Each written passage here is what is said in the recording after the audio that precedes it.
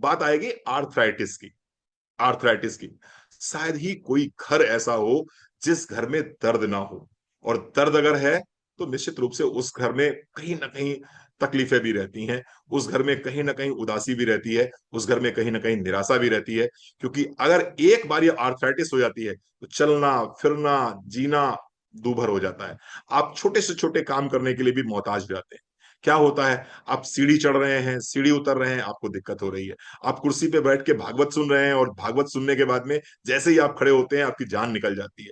10 कदम चलना होता है, बहुत जरूरी काम है, लेकिन फिर भी आप अवॉइड करते हो। क्यों? क्योंकि जब चलेंगे तो घुटनों में दर्द होगा। परेशान होने की जरूरत नहीं है। हमारे पास में कुछ ऐसे सप्लीमेंट्स हैं, जिन सप्लीमेंट्स को आप रेगुलर बेस पे अगर यूज करेंगे तो हो सकता है, संभावना इस बात की बहुत ज्यादा है कि आपको अपनी नीज को रिप्लेस ना कराना पड़े। आपके डॉक्टर ने आपको बोला होगा कि नी रिप्लेसमेंट करा लीजिए, लेकिन बहुत हद तक संभावना है कि अगर आपने 3 से 6 महीने इन सप्लीमेंट्स को यूज किया तो आपको नी रिप्लेसमेंट ना कराना पड़े। ठीक है, आइए देखते हैं कौन से वो सप्लीमेंट्स हैं जिन सप्लीमेंट्स को आप अगर रेगुलर बेस पे 3 से 6 महीने यूज करेंगे तो आप ऑस्टियोआर्थराइटिस से बच सकते हैं। आइए समझते हैं। सबसे पहले है ग्लूकोसामाइन। ग्लूकोसामाइन समझने का प्रयास कीजिए। दो ज्वाइंट्स के बीच में आपकी फीमर और टीबिया यानी कि ऊपर की हड्डी और नीचे की हड्डी के बीच में क्या है, बेसिकली घुटनों के में है क्या, कार्टिलेज है। और यही कार्टिलेज क्या होता है, उम्र के साथ धीरे धीरे धीरे करके घिसना शुरू हो जाती हैं, और जब ये कार्टिलेज घिस जाती हैं तो आपकी दोनों हड्डियां आपस में टकराती हैं, और जब टकराती हैं तो टूट फूट होती है, टूट फूट होती है तो इन्फ्लेमेशन होता है यानी स्वेलिंग होती है, और फिर आपको दर्द होता है। ग्लूकोसामाइन बेसिकली क्या है, ग्लूकोसामाइन कंटेंट है उस कार्टिलेज का।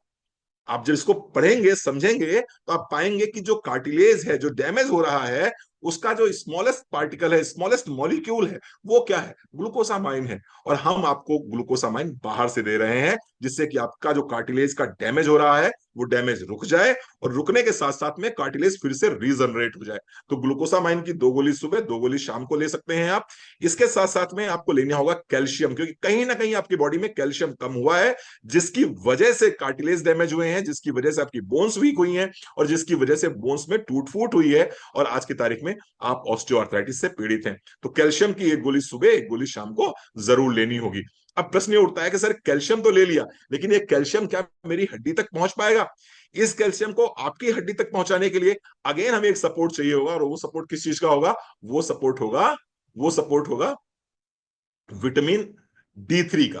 क्योंकि विटामिन D3 जब आप लेंगे तो ये कैल्शियम आपकी हड्डियों तक पहुंचेगा।